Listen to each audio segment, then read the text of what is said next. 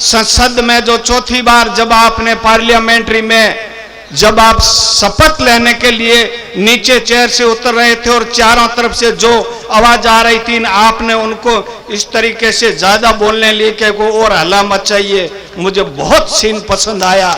मेरे जहन में वो बात है कि कोई शहर तो है जो इतने विरोधों के बावजूद, इतने देश की ताकतों के खिलाफ होने के बावजूद दिल की गहराइयों से और जान की बाजी लगा करके इन पिछड़े, शोषित और दलित बाबा साहब बी.आर. अम्बेडकर और इस देश के संविधान और SC, ST, OBC माइनॉरिटी सहित इस संविधान को बचाने के लिए कोई आवाज है तो असदुद्दीन ओवैसी साहब है।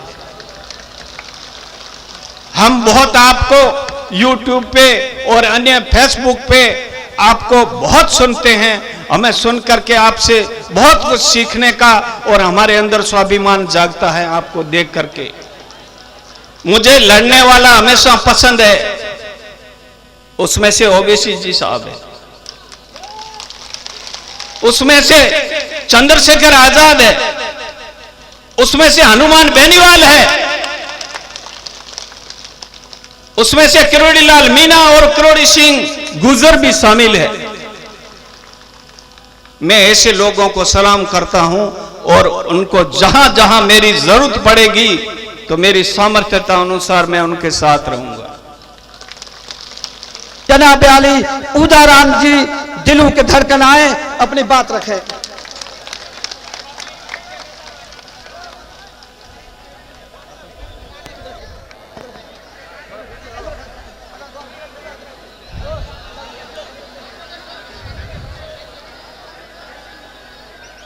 आज मेरी दिल में तमन्ना है कि उदाराम जी को मैं भी एक अजरक भेंट करके स्वागत करूं।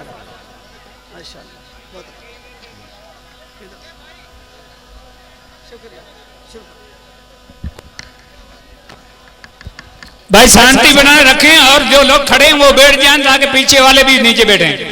आगे जो लोग जो खड़े हैं वो बैठ जाएं। बराए मेहरबानी आपसे हाथ जोड़कर अपील है कि बैठ जाएं, शांति बना रखें। आज राजस्थान के सीमावर्ती जिला बाड़मेर के सीमावर्ती क्षेत्र गागरिया गांव में इस देश की शान बैरिस्टर AMI के राष्ट्रीय सुप्रीमो सम्मान्य असदुद्दीन ओवैसी साहब और मंच पर विराजमान सम्मान्य जावेद साहब जिला प्रभारी,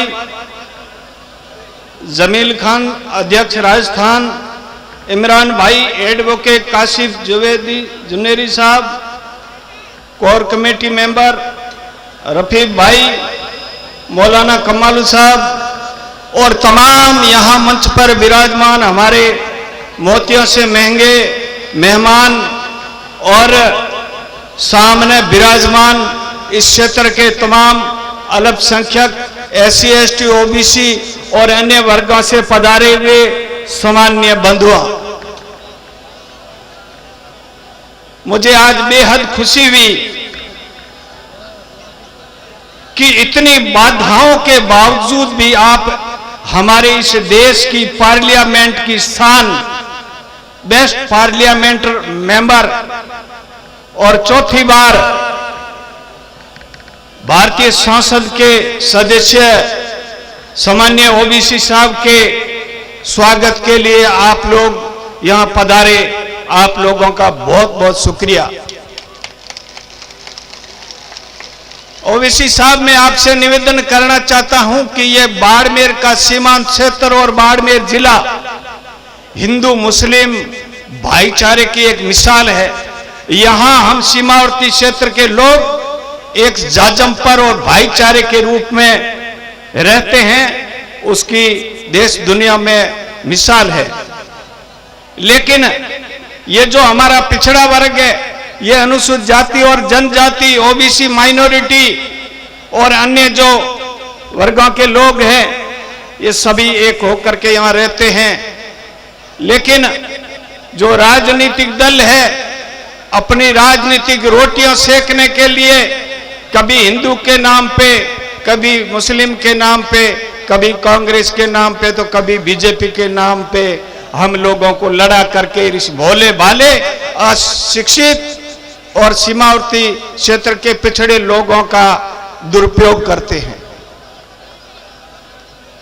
मैं आपका इस क्षेत्र में बाड़मेर जिले के तमाम वर्गों की ओर से स्वागत करता हुआ और आपको सुनने के लिए, और आपकी जो जिस प्रकार की संसद में जो चौथी बार जब आपने पार्लियामेंट्री में जब आप शपथ लेने के लिए नीचे चेयर से उतर रहे थे और चारों तरफ से जो आवाज आ रही थी, आपने उनको इस तरीके से ज्यादा बोलने लिए कि वो और हल्ला मचाइए, मुझे बहुत सीन पसंद आया।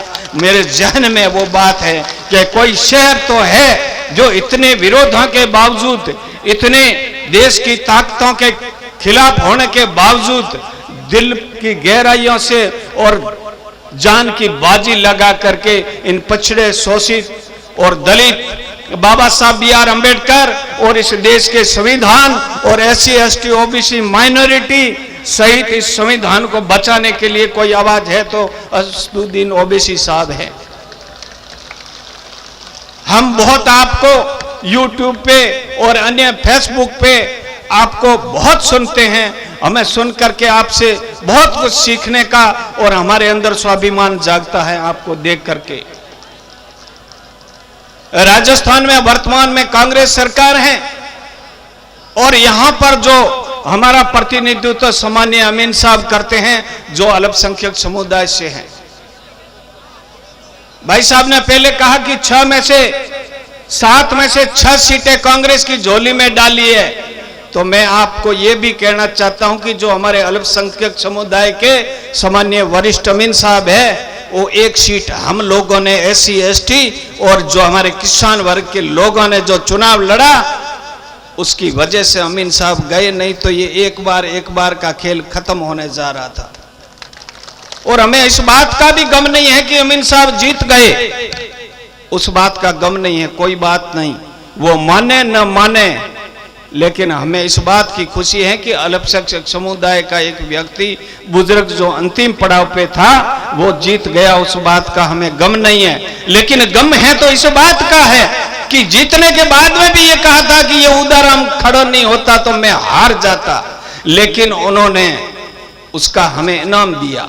इनाम ये दिया कि 24 घंटा अपने पास वो जो वोटर लिस्ट की काउंटिंग सूची है, जब भी अनुसूचित जाति और जनजाति के लोग और मेरे साथ में जो मुझे सहयोग देने वाले किसान भाई वो जब भी कम जाते हैं, लेकिन जब भी उनकी दरबार पे जाते हैं तो अरे वो लिस्ट लाना, अरे तुम्हारे गांव से एक वोट नहीं मिला।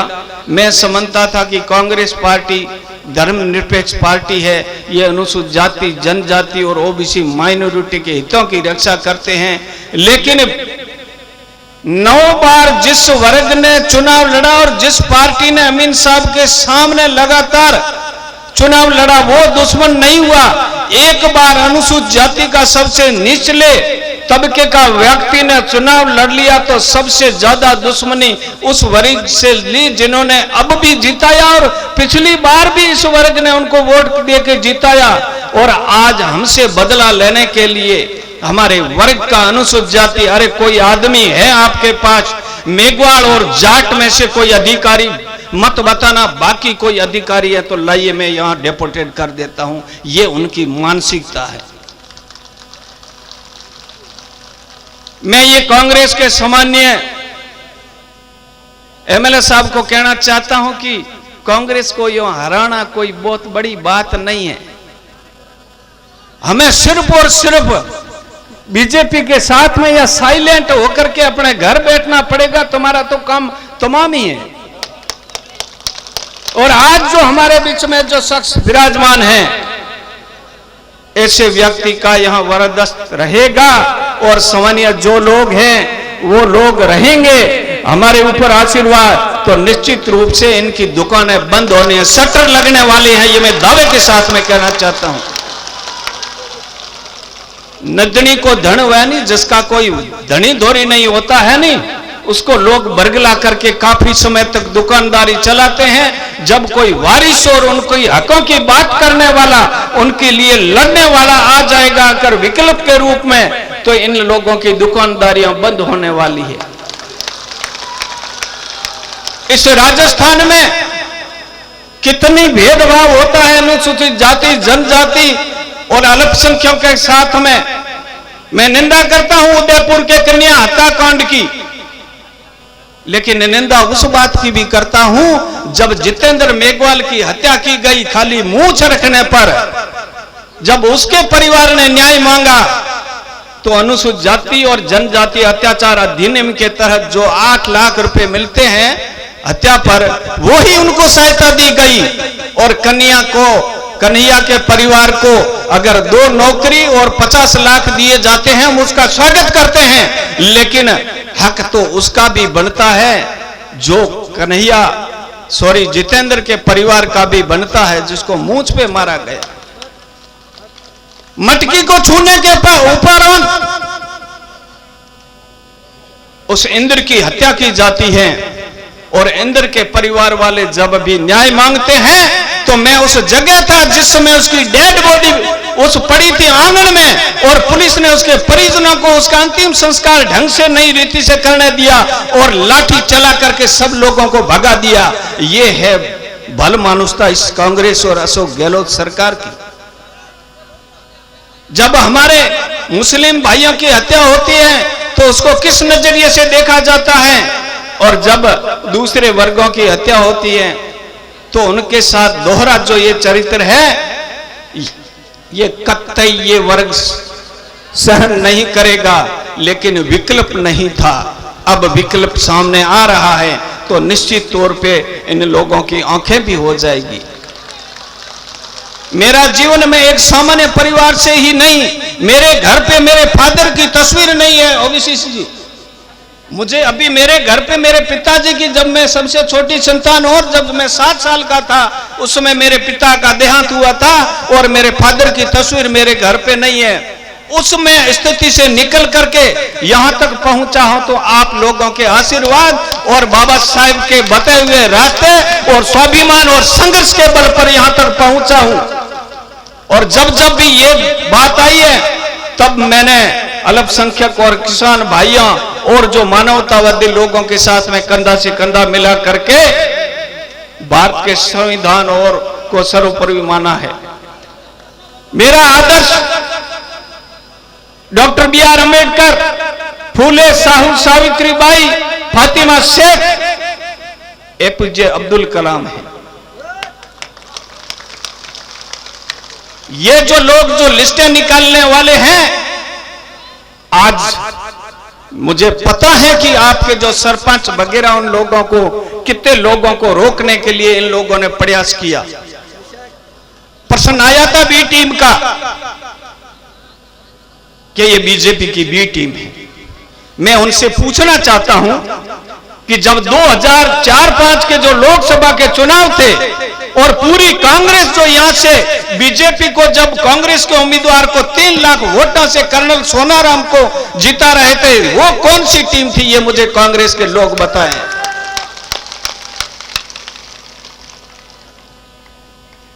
जब अमीन साहब 2013 में जब मानवेंद्र सिंह जी के सामने जो चुनाव लड़ रहे थे, उस समय सारे के सारे लोग जो हमारे अल्पसंख्यकों के रिपोर्ट कांग्रेस में जा रहे थे, तब आपने उनको बी टीम नहीं घोषित किया। लेकिन आज जब देश की हमारी आवाज और हमारा स्वाभिमान और अम्बेडकरवादी मिशन और संविधान को बचाने वाला हम एससी, एसटी, ओबीसी माइनॉरिटी की आवाज, बेस्ट पार्लियामेंट्री मेंबर जो एक सोच को लेकर के जिंदा दिलगी से जो आगे बढ़ रहा है, उसके आने पर उसके वर्ग के ही जो नेता है अन्य पार्टियों की, वो लोग हमारी यहां की आवाम को रोकने का काम करते हैं कि आप मत जाइए। इससे ज्यादा शर्म की बात नहीं हो सकती। मुझे लड़ने वाला हमेशा पसंद है, उसमें से ओबीसी जी साहब है, उसमें से चंद्रशेखर आजाद है, उसमें से हनुमान बेनीवाल है, उसमें से किरोड़ीलाल मीणा और किरोड़ी सिंह गुर्जर भी शामिल है। मैं ऐसे लोगों को सलाम करता हूं और उनको जहां जहां मेरी जरूरत पड़ेगी तो मेरी सामर्थ्यता अनुसार मैं उनके साथ रहूंगा। ज्यादा बात नहीं करना चाहता। यहां पर राज भी कांग्रेस का, और ये गागरिया के अंदर जो पुल का निर्माण हुआ, और यहां से सबसे ज्यादा जो इस मार्केट के अंदर अनुसूचित जाति और माइनॉरिटी के लोगों के यहां मकान और दुकान थी, और जब यहां पर उसको मुआवजा देने की बात आई तो ऊपर वाली बिल्डिंग का तो उस मुआवजा दिया गया, लेकिन नीचे वाली जो जमीन थी उस जमीन का खातेदारी के हिसाब से जो रेवेन्यू में यहाँ के धोरों की धरती का बहुत कम है, उससे शायद वो 2.5 रुपए वर्ग फीट का या मीटर का दिया गया। इससे ज्यादा क्या शर्म की बात हो। और उनमें से भी भेदभाव किया। जो कोई बोलने वाला था उसको तो ठीक साथ से दे दिया और बाकी वाले गरीब थे। मैंने इन लोगों को एक बार कहा कि आ जाइए मैदान में, और मैंने जब धरना लगाया रामसर एसडीओ ऑफिस के सामने तो कुछ मेरे अल्पसंख्यक भाई और ऐसी के लोग शामिल हुए, तो यही टीम आ गई जो बी टीम कहने वाले लोग हैं नहीं, यही उन बेचारों को हक मारने के लिए इनको बहला फुसला करके उठाए ले गए, और उसके बाद में आज दिन तक उनको अपना हक नहीं मिला। इससे ज्यादा क्या शर्म। जो बाबा साहब B.R. अम्बेडकर ने कहा, जो अपनी कौम का इतिहास नहीं जानता वो इतिहास का निर्माण नहीं कर सकता, जो अपनी कौम का नहीं वो किसी का भी हो नहीं सकता। ये बात तो हमें नोट करनी चाहिए। इसलिए मैं ज्यादा लंबा चौड़ा वो भाषण नहीं देना चाहता। मैं इतना ही कहना चाहता हूं कि सम्माननीय असदुद्दीन ओवैसी साहब का मैं दिल की गहराइयों से इस सीमांत क्षेत्र में पुनः स्वागत करना चाहता हूं, और तमाम से उनके साथ में पधारे हुए सारे जो मेहमान हैं, जो प्रभारी हैं, जो पदाधिकारी है, उन सब का स्वागत करना चाहते हैं। और ये वादा करते हैं कि अल्पसंख्यक SC ST माइनॉरिटी और तमाम 36 को मिलकर के हम इस मिशन को आगे ले जाएंगे, और आगे कुछ समय बाद क्या परिस्थितियां बनती हैं, हम कितना हमारे हकों की कैसे रक्षा करेंगे, इस बारे में आगे कोई निर्णय करेंगे। लेकिन इतना वादा करते हैं कि अल्पसंख्यक SC ST के हितों के साथ में कहीं कुठाराघात हुआ तो जान की बाजी आपके साथ में, आपके सहयोग से, आपके मार्गदर्शन से जान की बाजी लगा लेंगे। जय भीम, जय मीम, जय भारत।